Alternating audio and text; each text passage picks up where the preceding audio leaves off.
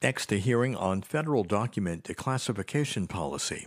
The Senate Intelligence Committee heard testimony on proposed legislation which aims to modernize the system for classified information. The bill, sponsored by Senators Jerry Moran of Kansas and Ron Wyden of Oregon, would authorize the Director of National Intelligence to set policies. This runs an hour 35 minutes.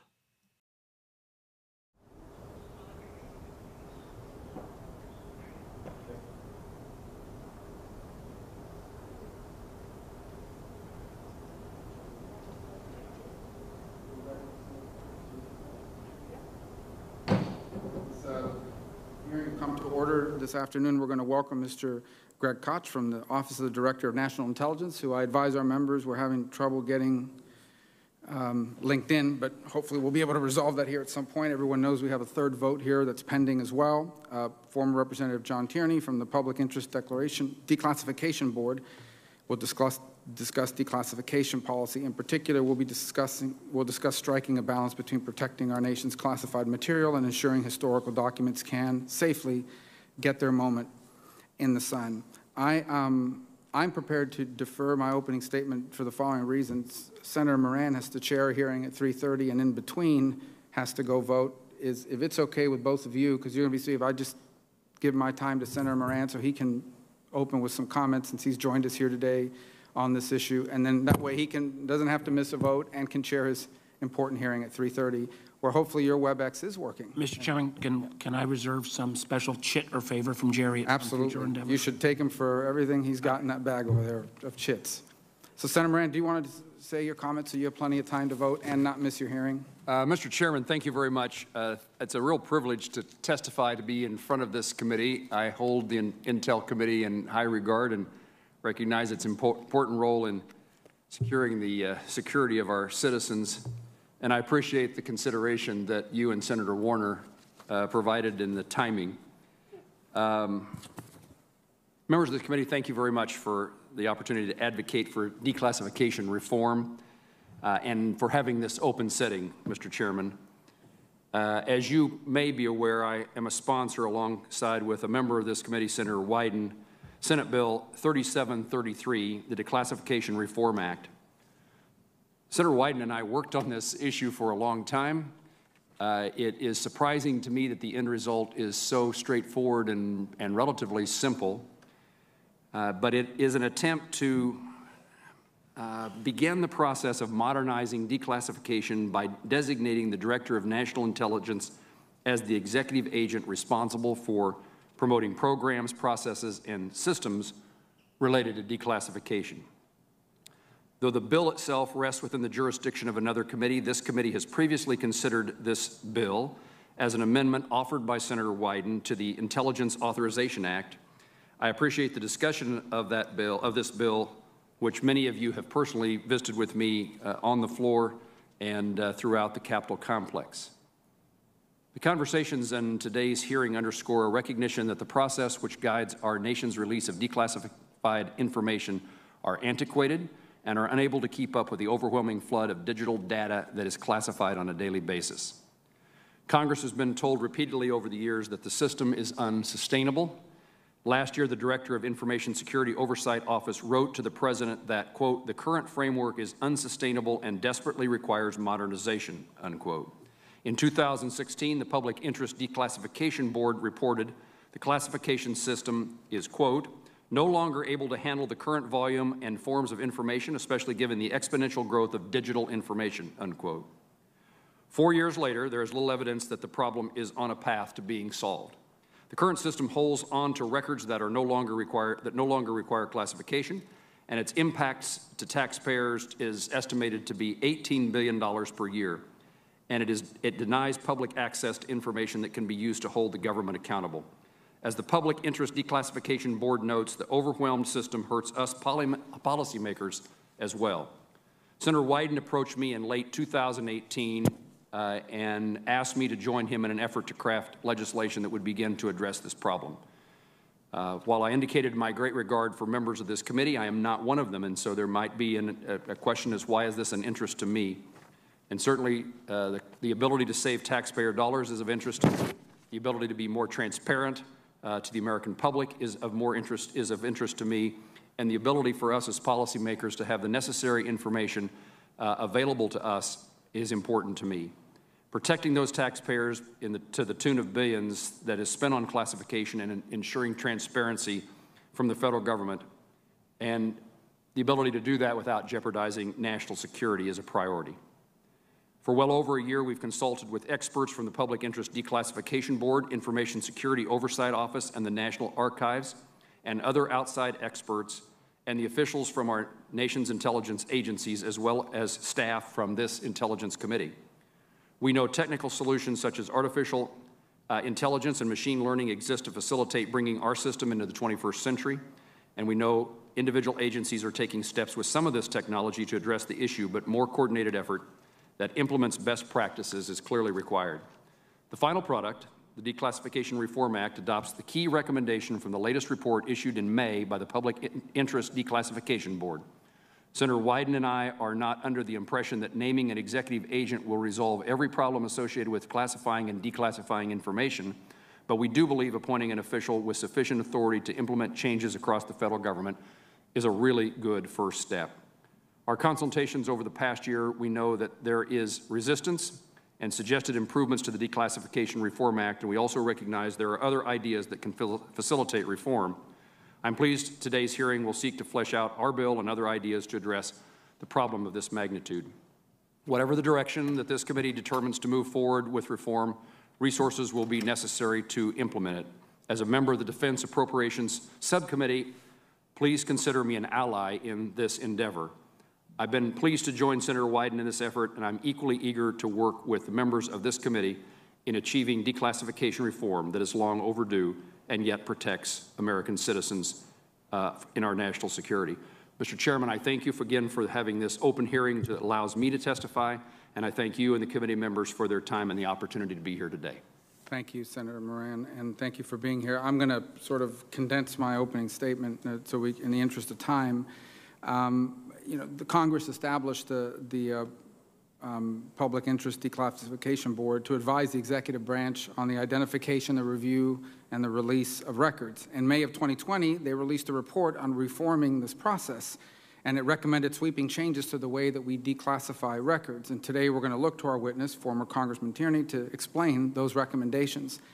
Let me just say broadly, the intelligence community agrees that reform is needed. The backlog of historical documents is large, the system for moving documents to review is completely outdated, and the standards, quite frankly, are sometimes inconsistent throughout the national security establishment.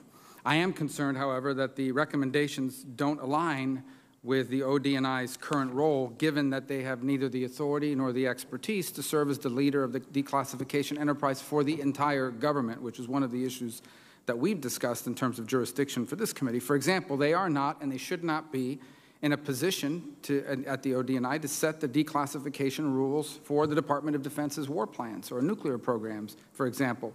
So we look forward to talking to our witnesses about ODNI's view of the declassification process and business practices, including the prospects of achievable reform within the context of the limits of the ODNI's authority. Separately, I think the subject of this hearing allows us to emphasize a related point, and that's the difference between a process of responsible declassification of secrets that don't need to be secret and selfish, irresponsible leaks. The reason we classify things is not because you try to keep things from people. It is because if it is revealed, you will reveal how you learned about those things, and the people that you are, or entities you're collecting on, will realize that you have accesses to information and cut you off from more important information in the future. So this is why, one of the main reasons why things are kept secret. That is, of course, balanced with the default position generally of transparency from government, and it's necessary. We need transparency in order to have accountability that our system of government requires. So it has to be balanced between these two equities, protecting the safety and security of the American people through our ability to learn valuable information about adversaries and potential adversaries with the need of the American people for transparency on everything that the government does. I would say that those who, and by that I'm actually very proud of this committee that by and large has been very responsible in my 10 years on this committee with the information we come across. No matter where we fall on the issues, I think it's fair to say this committee has never been, in my time on it, a source of these sorts of things. But There are those who do, outside of this committee, casually dismiss the responsibility of holding classified information. Many of them have, frankly, either never sat through a briefing or been read into billion-dollar programs that have revealed would leave our nation blind and deaf to the threats that we face. They've never met and heard about the brave men and women who risk their lives every single day to prevent the next terrorist attack or to steal the plans for a deadly new weapons system. These are the secrets that al-Qaeda, that China, that Iran, that Russia, and others that seek, and they would use that information to do us harm. These secrets need to stay secret, but not forever. An agreed-upon declassification process that allows review of secret documents to be sure that those secrets can be given their day in the sun without harming people or programs or the American taxpayer, done responsibly, that would build trust between the American people and their government. So Mr. Koch and his colleagues make sure that that happens for the intelligence community. But some are not willing to play by the rules, unfortunately. People who have put their lives on the line to give us information deserve better than to see their hard-won secrets splashed across the pages of the New York Times or the Washington Post just because a bureaucrat or a politician wanted to score some cheap political point for their own benefit. Our nation deserves better than that. Our people deserve better than that. They pay taxes so their government can provide for a common defense. And we spend those taxes on technological breakthroughs, on brilliant mathematicians and clever computer scientists who could make 10 times their salary by working somewhere else. These people work for years to gain access to these secrets, the secrets that keep us safe from a terrorist attack or from the next enormous hack from China or somewhere else, or to stop an oligarch's plans to try to influence and steal an election. Then they see that access evaporate when someone decides that that they are above that higher mission and that scoring a political point is more important than protecting our country and honoring our taxpayers. And then the trust is destroyed.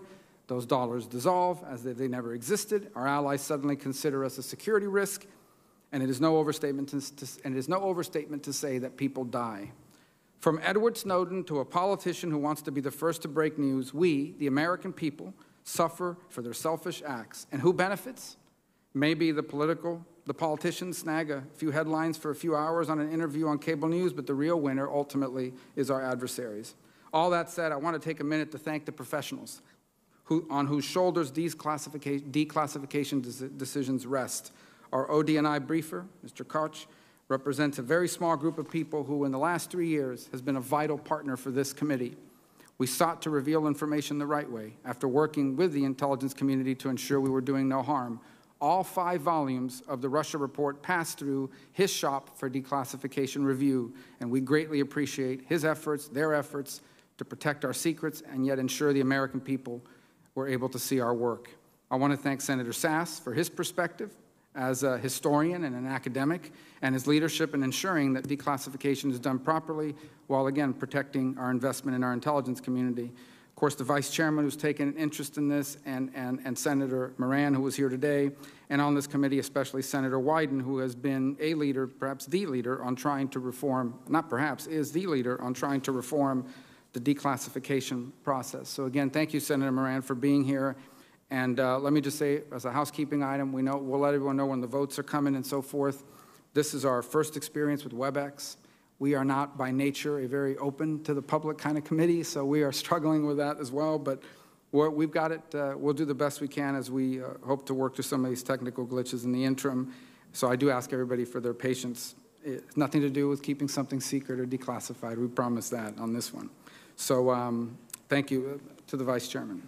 Well, thank you, Mr. Chairman, and let me thank my friend Senator Moran, my friend Senator Wyden for taking on this issue. I think it is extraordinarily timely.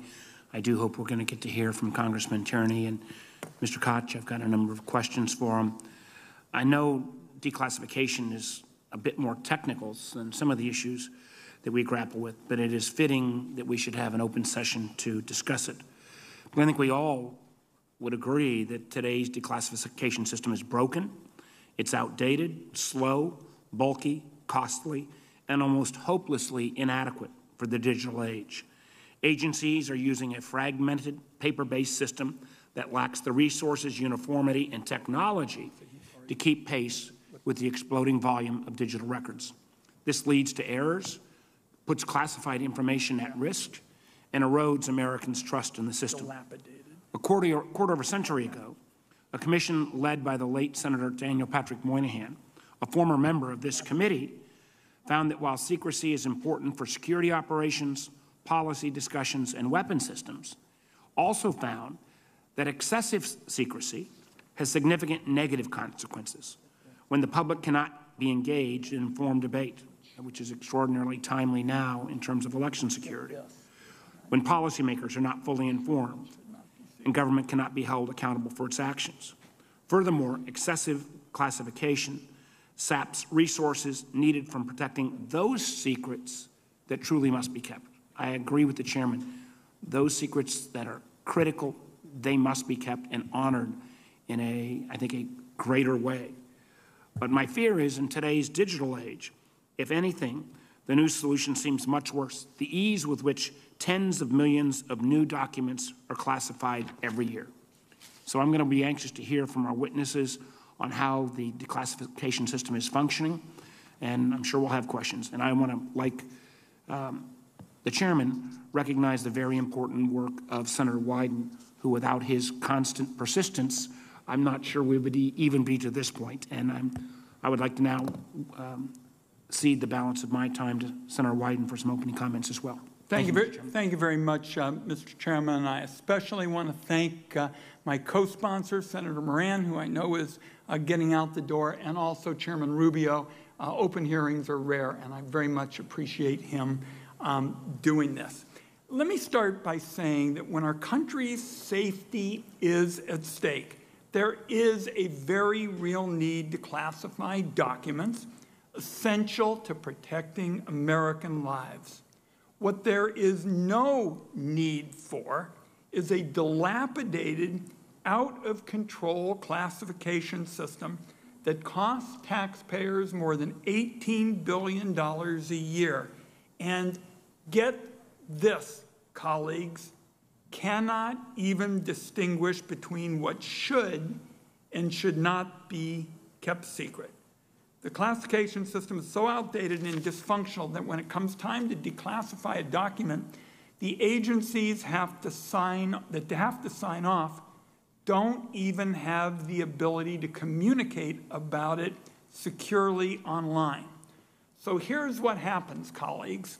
Intelligence officials have to print out the documents. They put them in a bag and drive around from agency to agency. And if they get stuck in traffic, they better bring a bag lunch.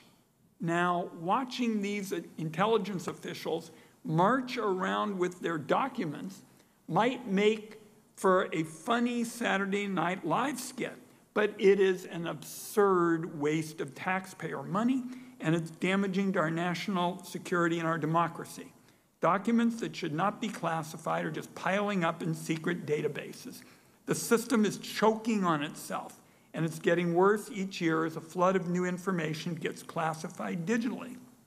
As the chairman said, there is widespread consensus there is a serious problem here.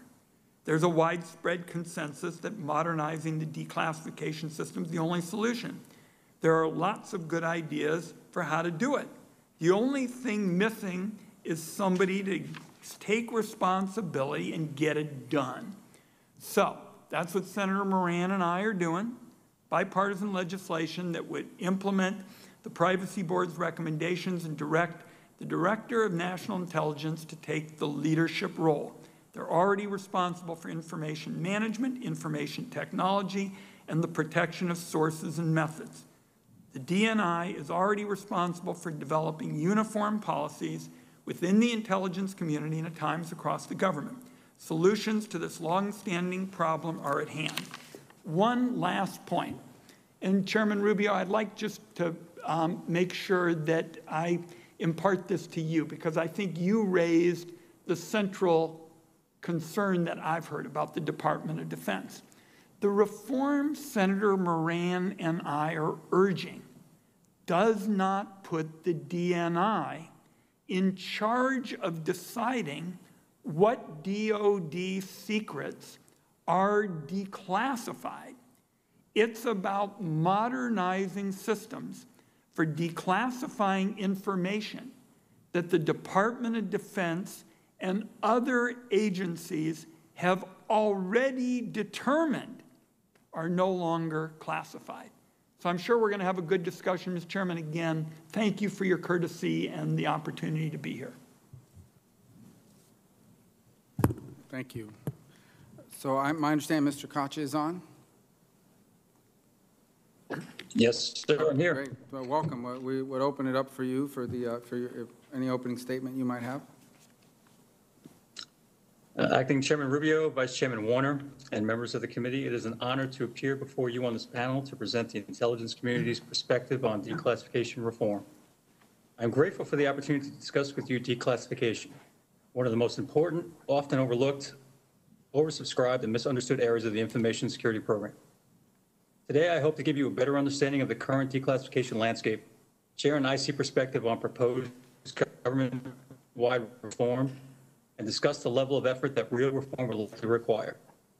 As the committee is likely aware, the U.S. government's declassification review processes are not ideal age and likely require a significant change in order to keep pace with the massive increase in digital information eligible for declassification. The limited resources and subject matter expertise dedicated solely to declassification review, a relatively small workforce faces a daunting task in processing requests from the massive repositories of records, which by some estimates exceed the equivalent of 4 million cubic feet of paper in the IT alone. Facing those kinds of numbers, federal agencies undoubtedly need and support classification reform. Modernization must occur to meet the demands of the digital age, as well as support transparency to the public, while simultaneously safeguarding national security information. IC recognizes the critical importance of public interest in our efforts to be transparent with the American people. As such, the ODNI, in consultation with IC elements, works diligently to support declassification and public release requests for national intelligence information, not only from the public, but also from congressional committees and the president, including, but not limited to, a large volume of information related to Argentinian human rights abuses, information relating to use of our surveillance authorities, intelligence information related to Department of Justice Inspector General investigations, 5 volumes of this committee's report on its Russian active measures investigation. In addition, ODNI facilitated an IC review for release of national intelligence information on a wide range of topics, including materials on the 50th anniversary of the Tet Offensive. IC elements also continue to process thousands of FOIA, mandatory declassification review, and Privacy Act requests each year. The IC invests in and continues to prioritize these efforts because they are important to the public's understanding of the challenges facing our nation. While the ODNI continues to work across the IC to improve internal declassification processes and systems, larger investments in people and technology are required to see real change. In that vein, the IC appreciates the goals and objectives of the Declassification Reform Act. However, an initial review of the legislation surfaced multiple concerns. First and foremost, any proposed reform must be consistent with the IC's obligation to protect sources and methods and our most sensitive classified information from unauthorized disclosure. Reform efforts must also address the individual departments and agencies, such as the Departments of Defense and Energy, which also have significant classification and declassification equities. Additionally, the required investment in wide-sweeping whole-of-government change envisioned by the PIDB report and the legislation it informed requires more agency program analysis to understand and account for all equities. The IC agrees modernization is imperative and looks forward to more discussion on capability, capacity, and the actual price tag of accomplishing the intended objectives of the proposed legislation. A specific concern to the IC is the recommendation to make the DNI the government-wide executive agent for declassification, responsible for all policies and processes of the U.S. government. ODNI believes that such an approach takes the ODNI well beyond its intended role. The DNI is a delegated authority from the President to classify information, as are other agencies in accordance with Executive Order 13526, Classified National Intelligence Information. The DNI's classification and declassification responsibilities and competencies apply to intelligence and intelligence-related information within the 17 agencies and components that make up the IC, not information located throughout the entire federal government. As you know, the DNI's authority generally does not extend beyond the IC. A government-wide EA role for declassification is not only resource-intensive, it also supposes that one EA is responsible for classification and that all information is treated the same. That assumption is false and will likely lead to unintended consequences. Many agencies have delegated original classification authorities specific to their holdings. The ODNI does not have the capacity or the expertise to govern declassification of information created, collected, classified, and held by the entire federal government. As such, charging the ODNI with this broader mandate would have negative consequences and distract from our core mission of protecting intelligence sources, methods, and activities. This expanded role for ODNI is also in conflict with and contrary to the ODNI's constitution as a smaller integration body rather than a larger operational organization. The proposed legislation describes an enormous endeavor to reform declassification, and the likelihood of success cannot rest with one lead agency. Any governance structure must address the equities of all the owning government agencies who have individual experience and inherent authority over their classified information. Consistent with the concerns outlined regarding the EA role, we also believe the DNI is not well suited to chair a committee overseeing government-wide declassification efforts. While the ODNI would welcome further discussion on the proposed creation of an executive committee on declassification programs and technology, the ODNI recommends the committee also engage with other federal agencies with long-standing declassification programs, such as DOD, DOE, and state, on proposals for declassification reform. In the midst of discussion about declassification governance reforms, we must not lose sight of the way the declassification mission is changing fundamentally. As I mentioned previously, the overall volume of information requiring declassification review is growing exponentially as agencies produce more and more digital information. With such a flood of information production, the IC agrees that investments in IT will be required to deal with the growing volumes of information collected and produced in the digital age, along with many years' worth of existing analog and digital holdings that may hold valuable historical insights. There are opportunities to apply advanced technologies such as artificial intelligence and machine learning to augment declassification specialists. Incorporating new technology would reduce some labor-intensive steps, support consistency and referrals during the review process, and possibly identify sensitive sources and methods. However, it is important to note that technology is not a panacea. Human expertise on information holdings and routinely validating the technology will always be necessary. Finally, coordination of declassification efforts throughout the U.S. government would require something that has been exceedingly difficult to do, even within the much smaller group of the IC.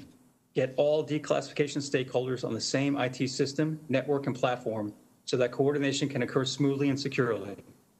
Most agencies have their own individual IT systems.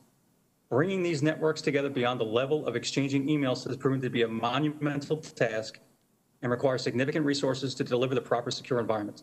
An even greater level of effort would be needed to accomplish similar goals throughout the U.S. government. While the ODNI continues to work diligently to address timeliness and consistency in the review process, extending that process beyond the IC without first creating the infrastructure to support it simply wouldn't work.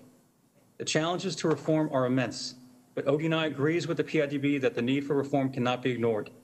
While we differ on the advisability, feasibility, and the obstacles to making the DNI the EA for declassification, we look forward to working with this committee, the broader U.S. government, and the PIDB on ways in which the IC can contribute to meaningful reforms. Acting Chairman Rubio, Vice Chairman Warren, members of this committee, thank you for your time and attention on a very important topic, and I look forward to your questions. Thank you. Congressman Tierney.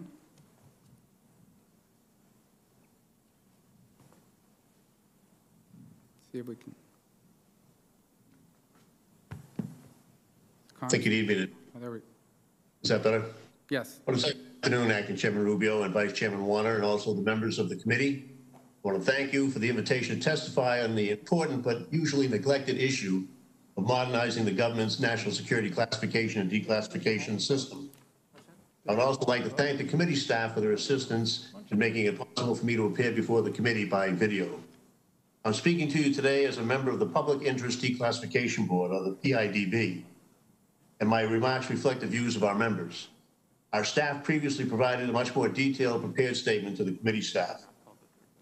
Congress recognized the critical importance of the declassification in our democracy and in our nation's security when it created the PIDB in 2000. It recognized the role the PIDB can play and should play in improving the health of the national security classification and declassification system by making recommendations for reform.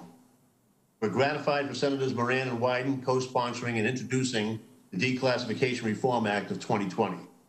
This proposed legislation includes many of the recommendations from our recent report to the President entitled A Vision for the Digital Age, Modernization of the United States Classification and Declassification System. We're also grateful for the Congress passing and the President signing legislation last year, permanently authorizing the PIDB, and looking forward to continuing our advocacy on the imperative to modernize today's antiquated classification and declassification systems.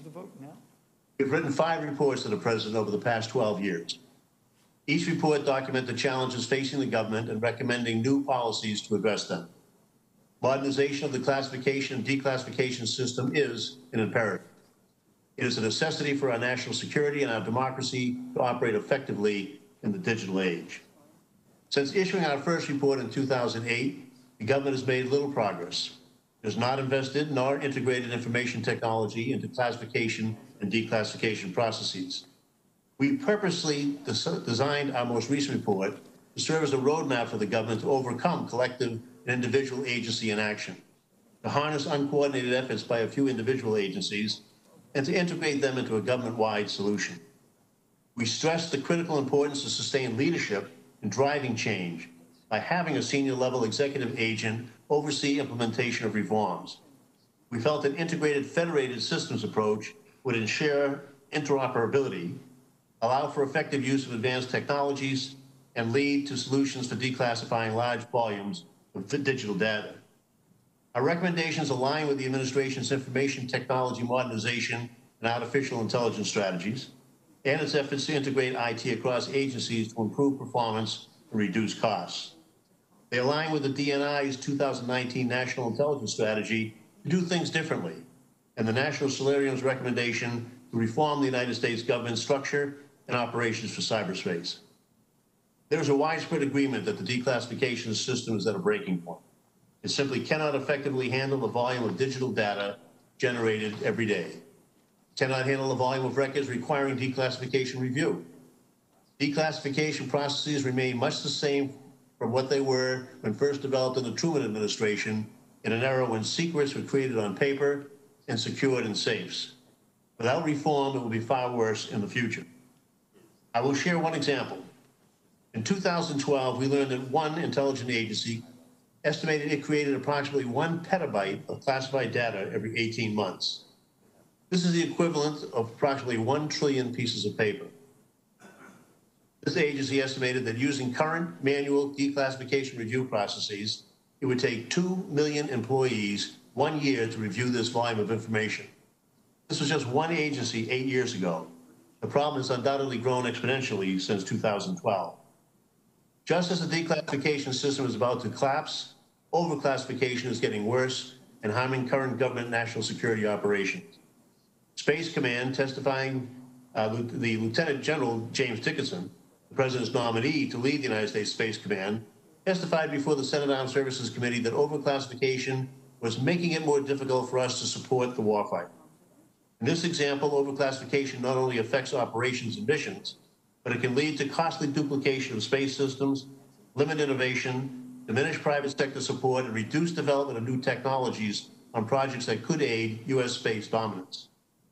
Agencies must reevaluate the needs of their customers to maximize their support. For example, the National Geospatial Intelligence Agency, the NGA, created a consolidated security classification guide it calls CONGA. It is integrated into NGA work processes, uses advanced technology to automate classification decisions, and ensures decisions align with mission and customer needs. Policy modernization, interagency integration, and technology use are critical to the security of our nation. Technologies such as artificial intelligence and machine learning are revolutionizing operations. Specific tools and technology solutions exist at agencies now.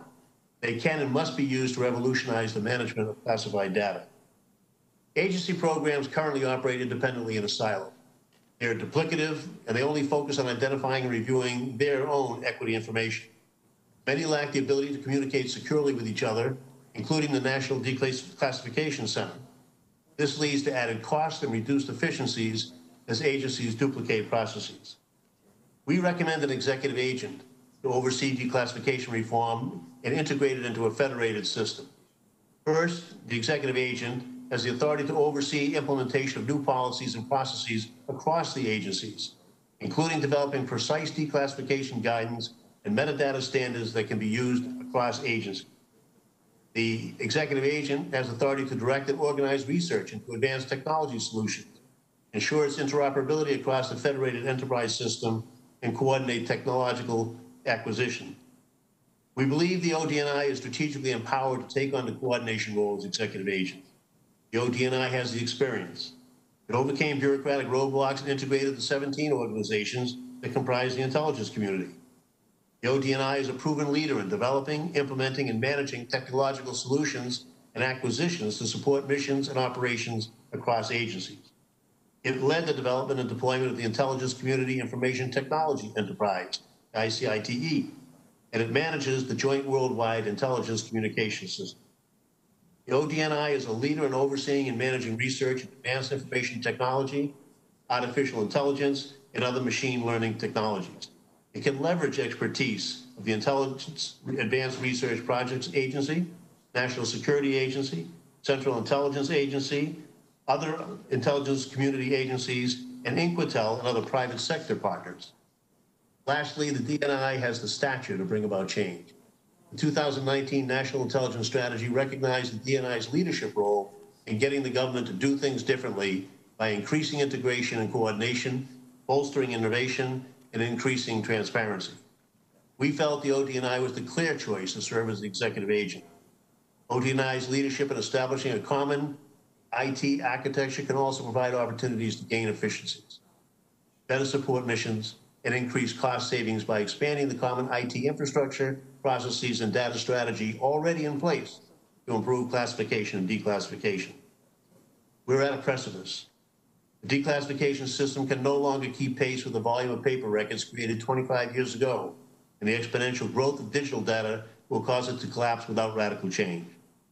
The impact of a failure to reform the classification and declassification system will be felt widely in our democracy and in our national security. We've authorized 5 reports offering recommendations and possible solutions to this challenge. However, they have not yet led to a coordinated government effort to radically rethink what classification and declassification mean in a digital age, how it impacts our national security, and how it impacts our democracy. Our board remains hopeful that change is coming. The President signed Senate Bill 1790 last year. It required the Department of Defense to report to the Congress on its plan to integrate advanced technologies into declassification processes and what it is doing to reduce declassification backlogs. There is also unanimity among all stakeholders that this system will not work in the digital age. I appreciate the ODNI representative's statement that the system is outdated. Recognizing that there is a problem is a step forward. We support Senator Moran's and Senator Wyden's recently proposed legislation to modernize declassification, and we're grateful for this committee for hosting a hearing on this issue. These are also important steps forward. There are important steps that will lead to reform. The government is already modernizing information technology policies and practices. It is reforming acquisition policies and practices for efficiency and reduced costs. It is integrating the use of advanced technology across agencies to address mission imperatives. Adopting the recommendations in our vision report, either within the executive branch or through legislation, are the next steps. Appointing the DNI as the executive agent will bring needed experience and expertise. It will facilitate development of a federated systems approach across agencies. It will facilitate the integration of advanced information technology into new classification and declassification processes. Let me again express my appreciation to the committee for addressing this esoteric yet critically important topic. Modernizing the classification and declassification system is important for our 21st century national security, and it is important for transparency in our democracy. The time for action is now. The government must move beyond saying it's too costly or saying that some other agency should be responsible.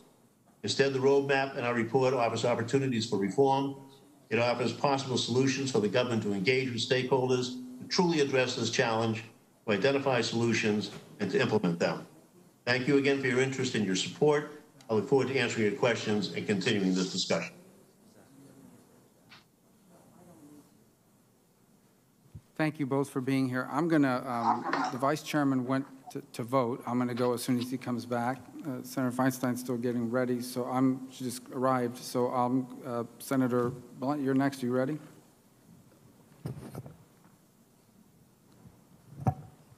Yes, I am, Chairman. Thanks for letting me go. I've got a couple of questions. you know, clearly, as my former colleague Congressman Tierney mentioned in his remarks, Congress has asked the ODNI to come back with a plan on classification. We all believe that we overclassify now. I think that's more likely than not the default position if you don't have a lot of time to think about the thing you're classifying and decide there may be something in there that possibly should be classified at a higher level. It goes there, and it goes there for a long time. So I don't know how much of that we need to establish here. We need to get back to where the classification is as open as possible and available in the future as quickly as possible. I would say a question for Mr. Koch. You know, the Pentagon leaders themselves have been pressing pretty aggressively for this. The Secretary of the Air Force, Secretary Barrett, General Hyden at the Vice Chair at the Joint Chiefs of Staff have pointed out how hard it is to make the case publicly without access to information that is widely available now, particularly the overhead architecture information. So much of it is virtually available at the commercial level, if not absolutely available at the commercial level. And to make the case for Space Command, or to make the case, Senator Moran and I both serve on the Defense Appropriating Committee.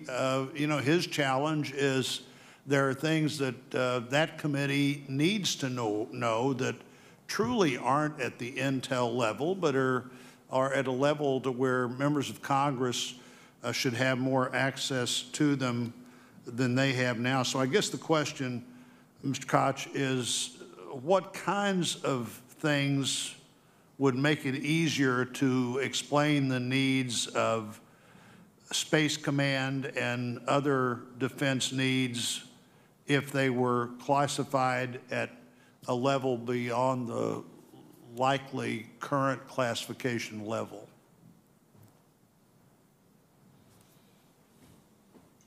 Thank you, Senator, for the question. Unfortunately, I don't think I can speak intelligently about what Space Command and Space Force is doing. That's a DoD equity. I can speak for the IC and what ODNI is doing.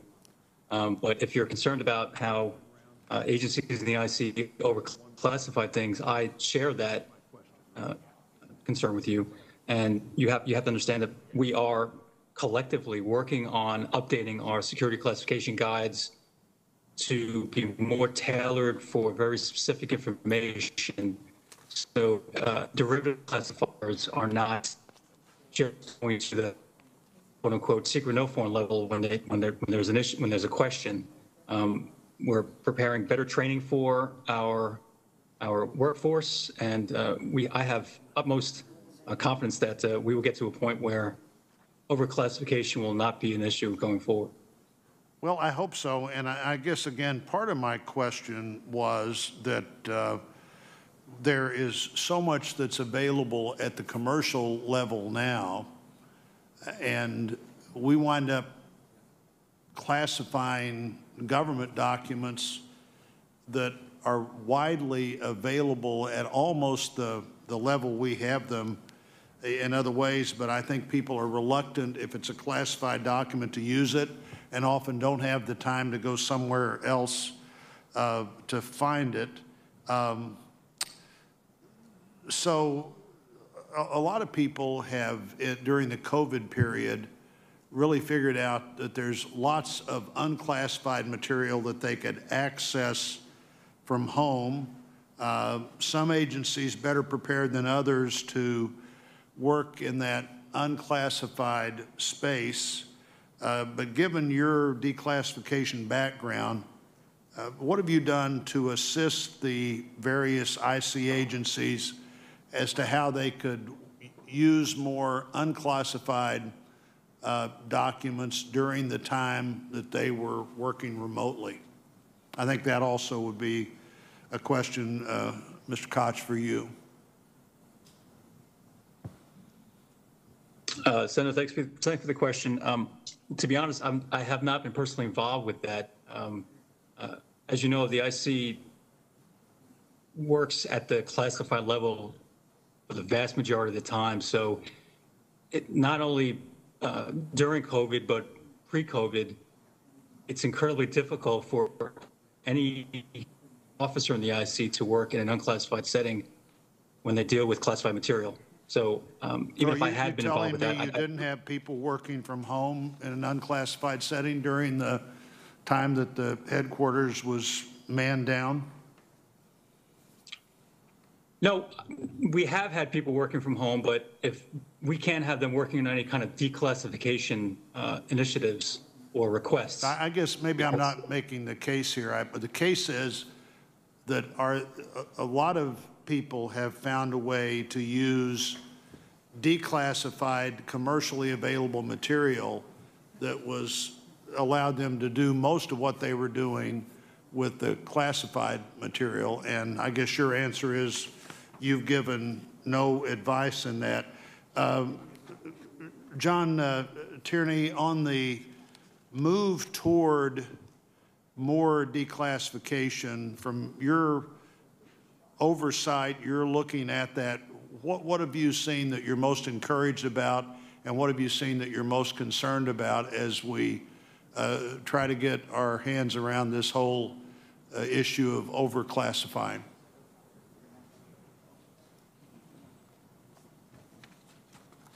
Congressman? I'm sorry. There you go. This will work better. Senator, what we've seen is there's a lack of ability to work across the agencies and find standards that can apply for everybody on that. And I think that goes back to the form of lack of leadership. We're not asking that the ODNI actually go in there and tell people what they're going to classify and not classify, but we need somebody to make sure everybody is working on updating those, and to the extent that any of them can be uniform, making sure that they are. And I think what's probably most disturbing to us is there's no activity going on in that realm. Everybody seems to just be saying, well, it's too expensive, or it's too much for us to do, when in fact, somebody has got to do it if it's going to be done at all, and it is incredibly expensive to not have it done, as Senator Warner indicated, and Senator Wyden after that. Some $18+ billion a year are being spent, and we're not really on top of the issues here. So I think that we need the leadership, and we need a set of standards that'll take care of as much as it can be done while still leaving the individual agencies the ability to take care of their own equities. Thank you, Congressman. Thank you, Senator. I think, as Chairman Rubio indicated, we're going to do 5-minute rounds. I'll go, and I think Senator Cornyn's up next. And I understand we're doing it this time by seniority, so you'll be right after Senator Cornyn. Senator Feinstein. Okay, all right. I would defer to Senator Feinstein. I'm still taking my time, so. Oh, okay. Well, if it's your time, I'll take it back. So Senator again, Feinstein, I would yield to. But Warner, Cornyn, Feinstein next. Gentlemen, if I could just, there's a lot of detail here, but if I could sort of pull us back to a 30,000-foot level or above. I'm not really exactly sure there's a common understanding about the problem we're trying to solve, both through the classification system and the declassification system. I start from the premise that public information should be available unless there is a good reason not to make it available. And I'm told that there are about 4 million people with security clearances in the United States.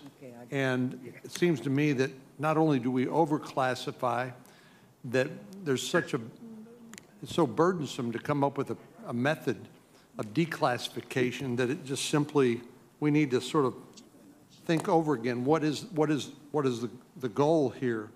We all understand, being consumers of classified information, the importance of protecting things like sources and methods. But just like under the Freedom of Information Act, it's too easy for government officials to hide their mistakes, to prevent public scrutiny and accountability for their actions on behalf of the taxpayer. And I wonder, maybe I could start with you, Mr. Tierney.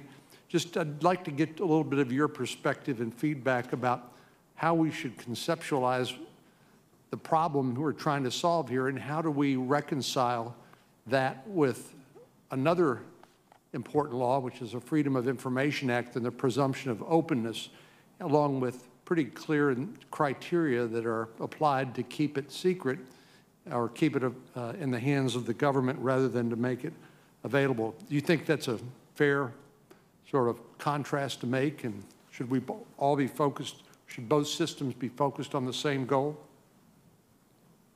Well, that's a tough question, Senator. I appreciate you throwing it into my ballpark.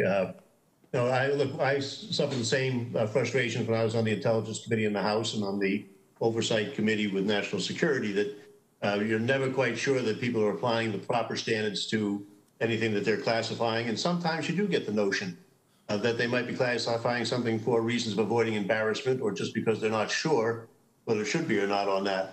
I don't have the magic bullet on that, and I don't think that our PIDB necessarily does either, except to say that it is something that has to be done across agencies, and that it needs some leadership. Somebody has to take charge of saying this is a problem, and we're going to get a working group together, which is one reason we have the executive committee working with the executive agent in our recommendations to deal with just this sort of a problem, is identifying what is the glitch that is overclassifying things and what to do about setting standards that will allow people to apply them readily so that we don't get into that situation, to make the clearness there. I think it will be a decision that the communities make working together, and then the Congress that will have to assess and make sure that they think that they're appropriate, as will the executive on that.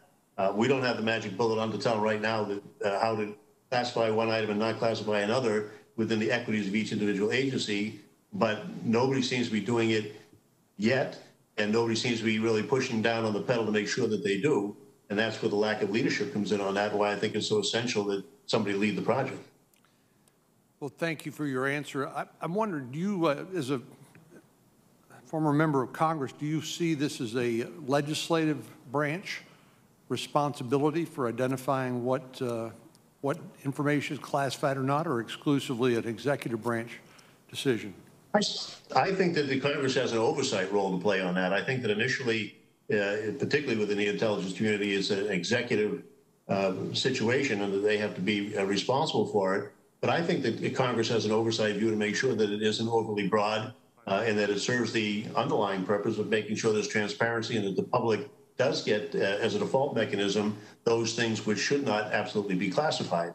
So while the executive can certainly take a lot of leeway on that and be very active in making sure that this moves forward, I don't think that Congress can abdicate its responsibility and oversight to make sure that it's being done properly and that classification does not continue to be overbroad in its application. And again, Mr. Tierney, have you seen a construct or a reform in this area with regard to the classification system that you think is useful, or something we ought to, or that gets it right, or is it just simply an absence of proposals that would help us get our arms around that? With respect to the classification versus items that shouldn't be classified, I don't think that I've seen a construct on that. I'd check with the other board members to see if they have or not.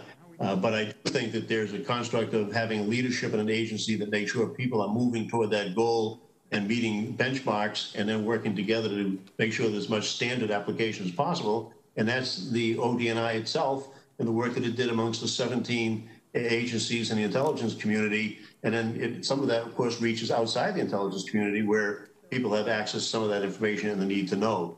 So in that sense, there is a good example of how you can provide the leadership, and it can work across agencies and even outside of the intelligence community, and it's in the ODNI. The actual construct of classification versus don't classify something, I've not seen that prototype yet. Well, thank you very much. Mr. Chairman, I'll yield back. Thank you. And there are 5 minutes left on the vote if you've not voted on the last one. Mr. Tierney, let me start with you and maybe get both you and Mr. Koch on this one. This committee has wrestled for 2 or 3 years on what I think is an analogous problem, and that is security clearance reform, and worked closely with the administration, took the backlog on clearances down from over 700,000 to about 200,000. Still waiting for an EO called the Trusted Workforce 2.0. But I guess I'm interested in both of the witnesses. One, is that a good, are the lessons learned from security clearance reform? And you may not be as familiar, but I'd like to have your comment there. And then what does a declassification system look like in a digital era? Since I think we obviously, I think all agree that we've still kind of paper-based. Either one of the witnesses, I guess I'll start with Mr. Tierney. Okay. Well, on the declassification digital age, it looks like, again, the need for there to be technologies that are identified and methods of machine learning, and the architecture can be put together to work on that. And again, that's going to take somebody with experience in doing that. The ODNI fits that bill in terms of this idea. And I think it's going to be very important. Would you remind me the first part of your question, Senator? First part of my question was, and you may not be as familiar with this part, but we work closely with the administration on a security clearance reform process. It's taken us 3 years, but it seems like there were at least some similarities in terms of type of problem, and I don't know if you have observed any of that. No, I haven't, and I'm not familiar with it, Senator, although I will make the note that I had the security clearance serving on the Intelligence Committee in the House, but when I went to work on this board, they started the process, and that was, 3 years ago, and I'm proud to say that last week they finished it. So if there's reform, it certainly hasn't. So much for that reform playing out in your case. So much for that reform. Mr. Koch, do you want to have any questions, either analogy to security clearance reform, and what should a declassification system, what are the metrics in a digital age? Sure, Senator. So first, let me say I'm not an expert at all in security classification reform, but the issues in the processes for security clearance investigation and access to classified information are fairly uniform. But when you're talking about the declassification system, they're not, because OCAs are delegated to departments and agencies from the president, and each agency develops their own security classification guides. So federating that is not the same as dealing with security EA processes and issues.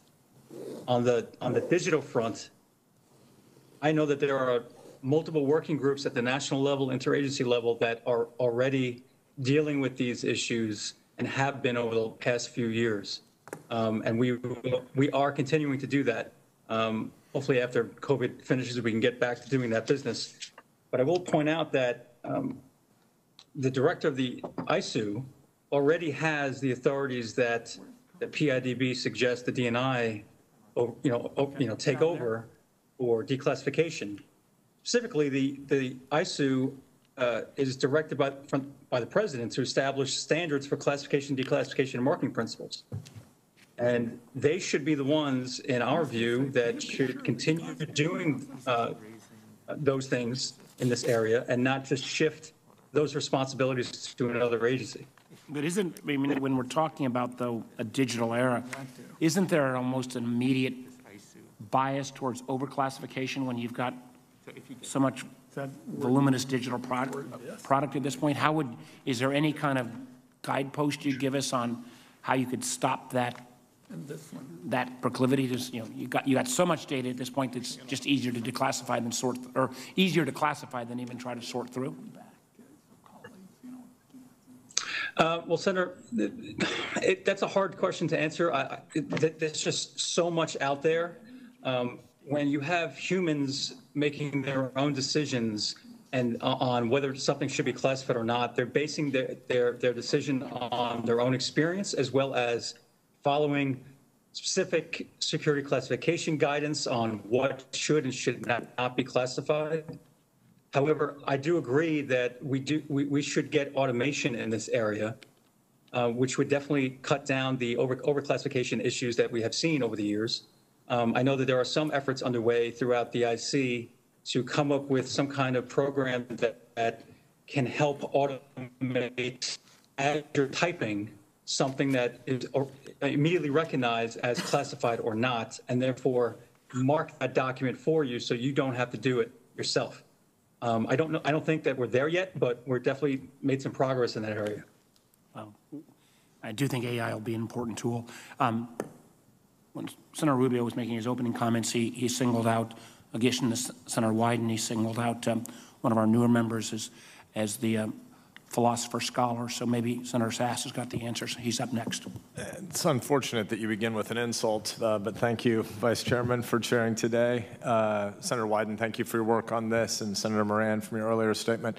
To the folks on the PIDB, thanks for your work in an area that's really important. It obviously sounds like a niche topic, but I think it's incredibly important. I want to associate myself with comments from members on both sides of the aisle today about the risks of overclassification because it fosters public distrust. For all of us, all 15 of us who serve on this committee, really appreciate the work of all the hardworking men and women who often labor in the shadows, and even their families don't always get to know what they're going through and all the suffering and sacrifices that they do. We obviously value the classified product that we get on a regular basis. But I would push back a tiny little bit, Mr. Koch, against your last answer when you said people are making decisions about classification based on their individual histories and assessments. I think in addition, they make decisions based on the structural incentives in the system, where if you overclassify something, there's no way you get in trouble. If you underclassify something, you can get in trouble. So the easy move, this is not to say that the people doing this work are lazy, it's that they're risk averse because all humans are. The easy move is to overclassify when you can't decide what to do. And so one of the things that I think, Mr. Tierney, your group has done so much important work on is just providing some simple ways for us to get our hands around and for the broader public to understand what problem we're dealing with. And so one piece of your report talks about how we spend about $18 billion a year on these classification/declassification systems that aren't really working because we have millions of pages of documents, even from the Reagan administration. And I say as a historian, not just as a regular consumer of intelligence, as a historian, I think it's really important for the public and for scholars to be able to get access to all of this information. And instead of even wrestling around the hard dividing line about what should or shouldn't still be declassified, I think, Mr. Tierney, what your report showed was that millions of pages of documents from the Reagan administration that should have already been declassified have not been simply because they require manual review. I think the bias for these older documents should be toward an inertia of motion path toward declassification. And if a manual review is required, then these documents don't get declassified. The incentives in the system are rewarded to having overclassified. Historians and other scholars can't get access to them. There's not enough scrutiny, and that fosters public distrust. So, Mr. Tierney, I'd like to ask you, first of all, thank you again for all of your hard work in this space. But as you arrived at the recommendation to make the ODNI, the DNI, the executive agent for declassification, could you walk us through a little bit of the process of how you landed there, what other alternatives you considered, and how you decided that the DNI is the best or the least bad agent to be responsible here? That was directed at Congressman Tierney. Thank you very much, Senator. Thank you. Look, prioritization on declassification is very important. I'm glad you brought that up. And in the last report that we made, we recommended that the National Declassification Center and the agencies and public discuss which to be reviewed sooner than others. And essentially, the government with insight into what records the public or other agencies want to see. And by default, those records that it has no interest in seeing or very little interest in seeing. And that prioritization would allow for a coordinated government-wide approach to declassifying information based on the records most sought and of most historical significance to the public. So those things are certainly important, and for the bond digital records in particular, the advanced technology would be able to assist in that declassification effort. It is costly, what's going on now. Some $18.5 billion are already being spent on an annual basis on that, and it is more than a little crazy on that. There are some 46 million pages In 2017, they were declassified, and meaning each page cost about $2.23 per page. So we walked through a process of recognizing, just what the expense was to the citizens, the taxpayers, and the need for a prioritization.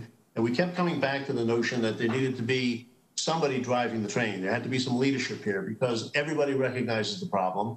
Everybody will admit right away that it needs to have some technology involved in it, different infrastructure architecturally. And it needs to have action taken cooperatively amongst agents. There has to be some interoperability. All of those things people agree to, but nobody seems to want to take the charge on it. We did at first look at the ISOO group and decided, whether or not that would be a group that would be appropriate to take it. But unfortunately, ISOO is only 18 people. And it has a huge responsibility to do many other things that the executive orders have put on it. And just to tell you some of them, it supports several executive orders, including Executive Order 13526, the Classified National Security Information, 12829, the National Industrial Security Program, 3549, the Classified National Security Information Program for state, local, tribal, and private, and so on and so on. You get to see the issue on that. With only 18 people, and its budget of $360 million this year is $40 million decreased over the past 5 years. So we really couldn't, by process of elimination, kept trying to find an agency that would have the power and the respect in the community, and that came to the ODNI's office. They do command the respect and the authority that's going to be needed for someone to be able to say to the other agencies, you need to address this problem. You need to focus on it and get an answer. You need to work with us on identifying technologies. You need to work with us on getting answers about the machine learning and those natures. You need somebody who's had experience doing it. We didn't have any other organization that we were able to come across that had the kind of experience that the ODNI had.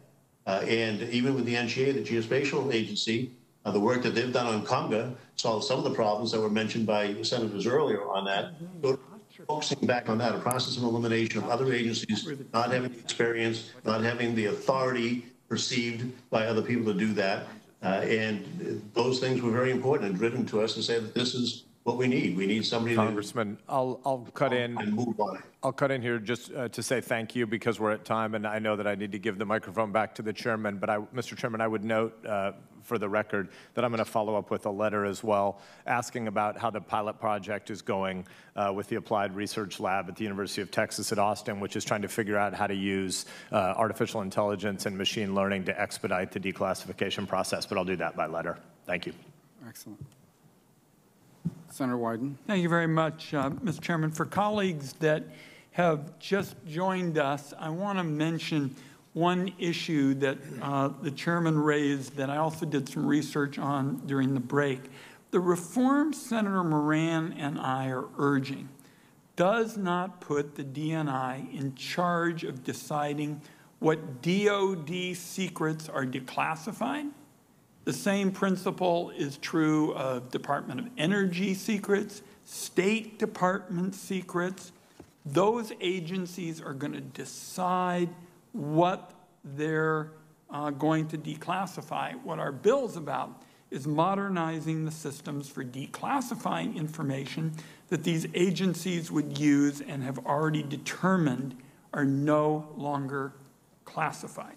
So that's an important issue, and I think we're going to have a dialogue on this. So Senator Moran and I very much want to work to develop a bipartisan coalition in this committee to modernize the bureaucracy, and we've proposed an approach that we think makes some sense. So I'd like to start by having Mr. Tierney, because he's got a chance to respond to Mr. Koch. I think it would be good to have Mr. Tierney paint for the committee a picture of the declassification process 5-10 years from now if this committee can't get that bipartisan coalition for reform. What would be withheld from the American people simply because we didn't get a bipartisan coalition to modernize the bureaucracy? Congressman.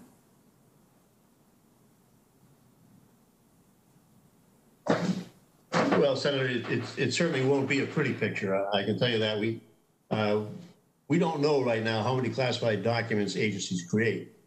And therefore, you can't tell exactly how big the problem is. But we do know that the figure continues to grow exponentially. I cited one example in my remarks. We also know the government will be unable to declassify any large volume of digital data. The abilities just aren't there.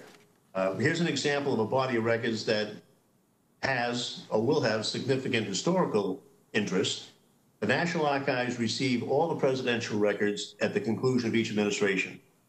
It's accessioned between 1 and 2 terabytes, of data in the 12-year span of the Ronald Reagan and George H.W. Bush administration. The volume increased to 4 terabytes in the Clinton administration, mostly emails and structured data.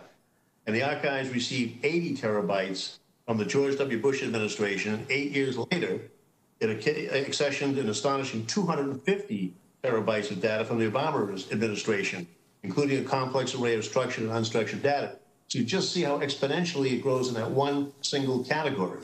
And you take that and you blow it out amongst all the different agencies and aspects on that, and you get a picture of how ugly it's going to be years down the road when you don't have machine learning, you don't have the technology involved, you don't have some sort of coordinated effort. Now, on the question of essentially how you handle this, how important, and this was very important to Senator Moran and I, is it that declassification reform not be stovepipe in different parts of the U.S. government? Well, it's very important on that. How to encapsulate that is difficult on that. I mean, you have so many different agencies classifying it into so many different aspects or ways now that it's almost impossible for people to do it. I mean, there's one example was mentioned earlier, that when somebody may declassify a document that is also involved with the equities of another agency, if you're doing it manually, then you have to get it from one point to another. If there's no ability to get it technologically from one point to another, it has to be physically brought from one place to another, or somebody has to come in and visit and review the document in a secure setting to do it. So it gets completely out of control, and I think it just moves on from there. One last question, if I might, Mr. Tierney. So Mr. Koch basically, and this is a common refrain, said, well, let's look somewhere else to do this important job of really cleaning up declassification. And he seems to think that ISOO and NDC, the National Center, are able to play the role to really bring about declassification reform. We were concerned that these offices don't really have the kind of bureaucratic heft, the kind of bureaucratic muscle to actually get federal agencies to integrate and modernize their declassification systems. What's your take on that? Our take is exactly that, Senator. You're right. You can do it either way. You can say why the DNI should serve as executive agency, or I can turn it and say why the Information Security Oversight Office is not best suited to serve. But it comes right down to it. One is the authority issue that you point out. For all the wonderful things that the people at ISOO do, and I don't want to thank them for all the work they do, they don't carry the kind of authority and weight that the ODNI does when it says something should be done or people should work together and get it done by a certain time and in a certain way. And it's not equipped in that manner to serve. It also, as I mentioned, has a quite heavy workload for 18 staff people and a budget that is shrinking instead of growing. Things that it can't do, it doesn't have the technical expertise that the ODNI has. It doesn't have access to the advanced technology that are already in place at the intelligence community agencies. Unlike the ODNI, it doesn't have the experience of developing or deploying or managing large multi-agency secure cloud-based enterprise systems like the ICITE system I mentioned that is run by the ODNI. Unlike ODNI, it does not have the experience managing a secure communications network like JWICS. In fact, the National Archives only has 2 JWICS terminals in the entire agency. Unlike ODNI, it does not have the experience and focus on protecting sources and methods, something the ODNI has highlighted to us in 2018 and some reason, I would think ODNI would want to be taking on this leadership role so that it does have a good say in protecting sources and methods and be able to do that. And unlike the DNI, the director of ISOO does not have the same stature and ability to corral those agencies, as I mentioned, on their policies. And it probably would be in conflict with their main oversight mission to boot. So we've had discussions with archives leaders, historians, researchers, civil societies, organizations, records managers at other agencies, and we found that the National Archives is not the appropriate organization to serve as executive agent or to lead the reform of classification and declassification. And we have tried to have discussions with this with the folks at the ODNI's office, and we've not been successful to date, but we're open to more discussions with them on that, because all the things I mentioned ISOO doesn't have, the ODNI does have, and I'm not aware of another agency that has it to the extent that the ODNI does. Thank you. I'm well over my time. And Mr. Chairman and Vice Chairman Warner, thank you both very much for scheduling this hearing and giving Senator Moran and I this opportunity. Important topic. I'm glad we were able to get to it in an open setting. Senator Heinrich. Thank you, Chairman. Representative Tierney, welcome, and I want to thank not only you, but your fellow Public Interest Declassification Board members for your most recent report on modernizing and reforming our declassification system. I really worry very much about the stakes of inaction in this field. And as you mentioned, a lack of reform means that we'll continue to spend an outrageous amount of money, $18 billion or more per year, on a 50s-era paper-based declassification system.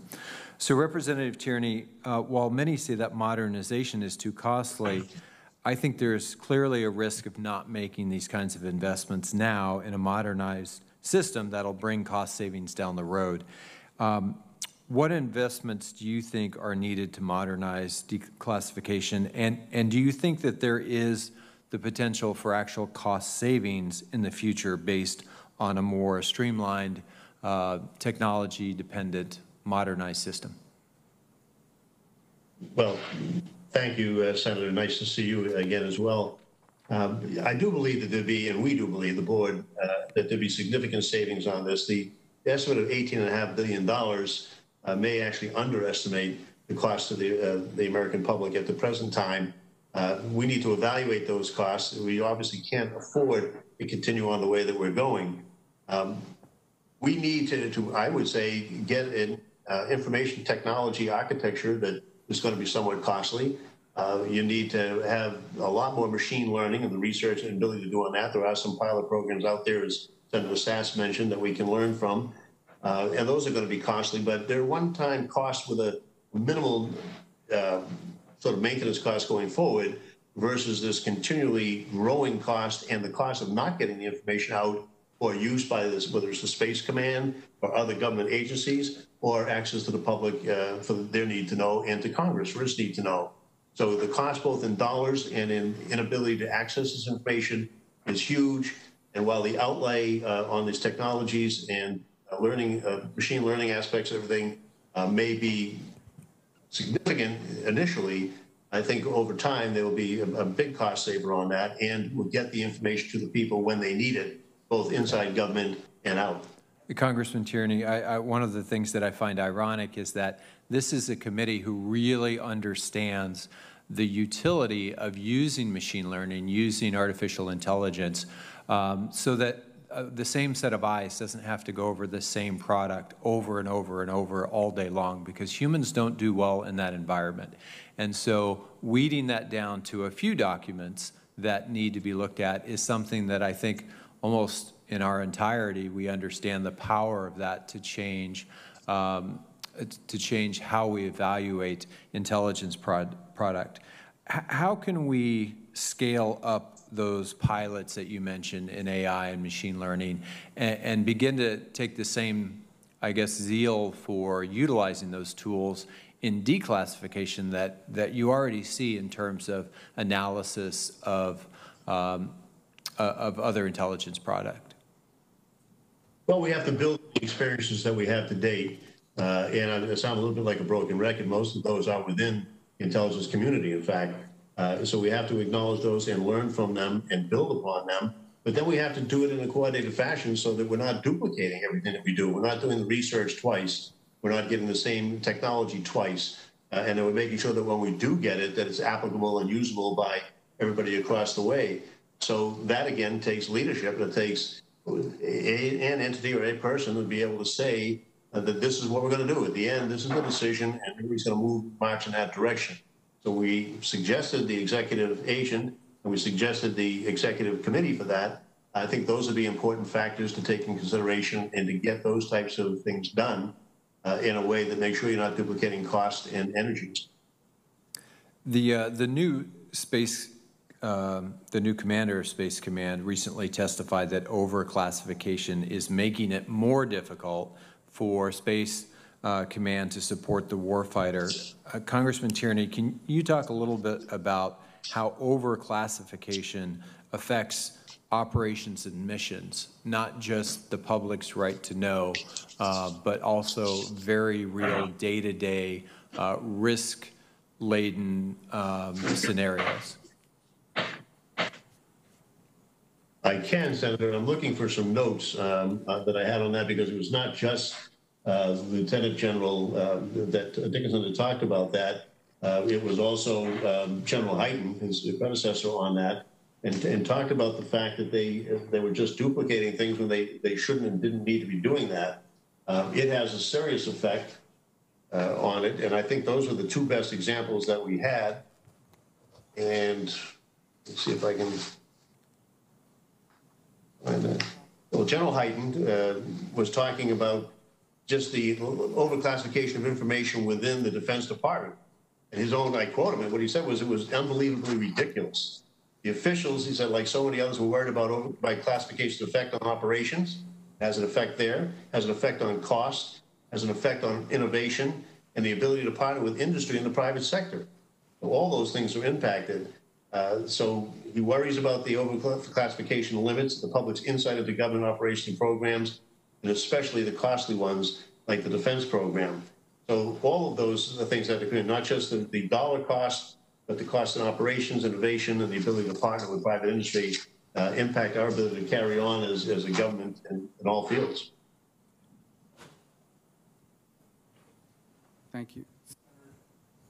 Senator King, are you on?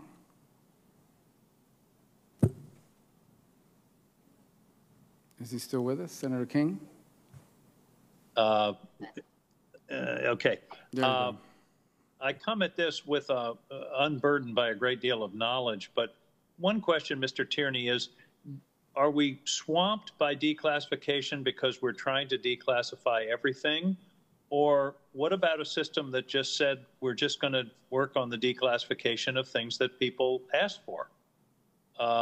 It seems to me that that cuts the universe of declassification down considerably, or are we swamped even in terms of what people are asking for? Do you see where I'm going here? I do see what you're saying, and I agree. There are certain statutes and executive orders that require that things be just declassified on timetables, and that can always be adjusted when somebody takes a look at it. But I think you're right on the money when you talk about prioritization. It's one of the things we said, that there has to be a system put in place that prioritizing what we need in the government agencies in order to avoid all of those costs that I talked about, the inability to work in the private sector, the innovation, and all of that. And also when the public, these historians, Congress, the public at large, and take those issues, what people want, and put them at the top of the list, and then work it down to those things that least claim for, and then the ones that aren't being sought at all. Well, and another idea along that same line is to just say everything is going to be declassified after 5 years or 10 years or whatever. And that's the fallback. And then the burden is on the agencies to reclassify if they feel it's justified. In other words, it would be an automatic declassification. And again, it would be, the burden would be on those who did the classification in the first place to say, yeah, we got to keep this classified, or we'll just let it go along with these other million pages. Well, I'll leave it to my friend at ODNI to respond with what I think would be the obvious intelligence reactions to that, and in terms of, at present at least, the lack of manpower and technology actually make the kind of review that would be required to see whether or not they should continue with the declassification status they're at, or be reduced or be released on that. I know that we just went through the Kennedy papers, for instance. It was 50 years after the incident on that. There was a great deal of discussion with the FBI and the CIA as to what would release sources and procedures and things of that nature on that, and that was after that many years. So that was a great way to do it. That would presume that everybody had the ability to do it and protect what really needed to be protected. Well, let me, in my limited time, Mr. Koch, you, not surprisingly, you said not me. I don't want to be it. But if not the DNI, then who? My experience in management is you need somebody who's responsible. My management principle is one throat to choke. And one of the problems with this whole issue is it's scattered throughout the government, and there's nobody that can be held accountable for backlogs and delays. So if you don't think it should be the DNI, who do you think it ought to be? Well, thank you, Senator, for the question. So as I mentioned previously, the President has already authorized both the ISOO and the NDC to coordinate across the executive branch on all declassification activities. The NDC, for example, has been given authority from the President to streamline declassification processes, as well as to prioritize what should and should not be reviewed by agencies. I think that they should continue that process. And for your awareness, we have been working in multiple national level and interagency groups over the past few years to specifically address that prioritization issue, so we can get down to exactly what the American people really want to know, as opposed to reviewing, in some ways, meaningless information that no one cares about and our agencies are spending so much time reviewing in the first place. Great. Thank you very much. Thank you, Mr. Chairman. Again, I want to express my appreciation to Senator Wyden and Senator Moran for leading on this issue, and thank you to you and the Vice Chair for holding this Senator hearing. King, you look comfortable. There's some people here saying that you have a brandy and a cigar that we can't see that's out of sight of camera. Is that? I'm somewhere in the bowels of the Capitol, but in an undisclosed location. I didn't see any smoke. I defended you. Just wanted you to know. Thank you. Thank you. Is there anybody else online? Or am I the last one? Okay, so then I think a lot of the topics have been covered. I did want to get to a couple things. Congressman, if I could first just briefly ask you to explain the methodology of the report, because I don't believe I didn't personally review it, but our staff looked at it again last night. It's not outlined in the document. I'm just curious, who did you interview, what's the data we gathered, and then how was that all incorporated in the recommendations? It looked like a lot of work, so I'm just curious as to... It was a tremendous amount of work, and a lot of it, of course, was done with the help of our staff, which has been tremendous on that. I will be happy to have us respond to you and a real longer list of who exactly we spoke to and when, and give you a real good idea of what the methodology was. Yeah, and what I'm getting at what I'm getting at with the question is, you'll understand in a moment, is we're trying to sort of understand what the reforms would cost. And I'll tell you why I'm asking, not because we shouldn't do it, but I think that from what you've heard here today, I think there's broad-based support for the idea that the system we have in place now is Byzantine and confederated and broken, and it needs to be modernized, and we have, it needs to be brought in the 21st century and fully utilize all of the technology that's now available to us. It seems to me that there seems to be not much controversy around the idea that there needs to be an executive agent, someone who has ball control on this in terms of overseeing the strategy, implementing the plan, driving the investments. Where I think the debate on the topic is who's going to be that agent that sort of runs it. And it would appear that in order to design and implement and drive the investment, you would need a pretty substantial investment above what we are doing now, at least at the design phase, because there's a lot of new pieces to move in. And so I guess the question I'd have for Mr. Koch is, obviously the resources you have now are not, I think the answer to this question is going to be an easy yes. The resources you have available now to you would not be enough to drive this. It would require additional resources, if in fact you were tasked with this or your office was tasked with this. So, given the personnel you have now. Senator, yes, I would absolutely say yes, correct. Because, Congressman, the estimate of $18.39 billion for 2017, was that the cost for the current system? And does it include the cost of evaluating the documents for public release? Or do you know if that number just reflected the maintaining the current classified system? That is the current maintenance of the system, $18.5 billion on that. It does not take into account what would be needed to give to the ODNI in order to be able to do the types of things that we've requested that they've done. Just to broadly address some of your issue on it, we had discussion with National Archive leaders, a lot of them you'll see in our, when we give you the information, historians, researchers, civil society organizations, the record managers at other agencies. And we met with the ODNI office and others in the intelligence community, but we're offered to meet with them more once we heard the resistance on that. And we still remain willing to do that. And we were able to make the comparison why ISOO and the National Declassification Center weren't the appropriate ones for lack of experience, for lack of resources, for lack of authority, and all of those things for which the ODNI had. But we'd be more than happy to go into that in more detail with them should we be able to affect the meeting with them. Okay. Yeah. No. And again, I mean, it's not because wouldn't be money or an investment worth spending. It just to be clear, this is not plug and play where we could just use any. I mean, no matter who gets this assignment, they're going to need resources to, especially at the front end, to sort of implement it. Hopefully, at that point, like anything else, just front end investments and the maintenance on the back end.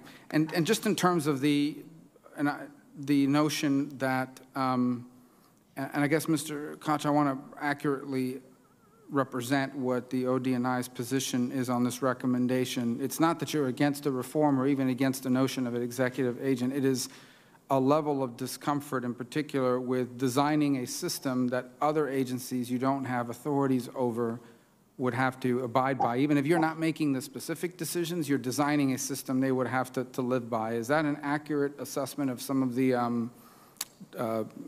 angst or I guess some of the resistance to this recommendation of the ODNI being the executive agent? Yes, Senator, that's correct. But I think part of the point is just simply transferring the authorities that already exist with both ISOO and NDC to another agency. It just makes sense.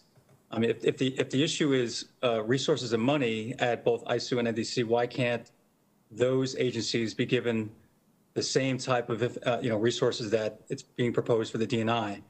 I don't think that we're actually suggesting that an EA is needed, but we are agreeing that significant reform is necessary in this area, and we have been working towards that in multiple working groups across the executive branch.